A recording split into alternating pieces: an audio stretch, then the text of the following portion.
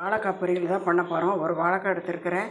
இதை வந்து ஒரு கிளாஸ் தண்ணி ஊற்றி உப்பு கொஞ்சம் போட்டுடலாம். மஞ்சத்தூள் ஒரு அரை ஸ்பூன் போட்டு வேக வச்சு வடிகட்டிடணும். வாழைக்காய் வெந்துருச்சு. இதை வந்து வடிகட்டிக்கலாம். வடிகட்டிட்டு தாளிக்கலாம். இப்போ எண்ணெய் காஞ்சிருச்சு. இப்போ வாழைக்காய் தாளிச்சிடலாம். வேணாது கடுகு போட்டுக்கிறேன்.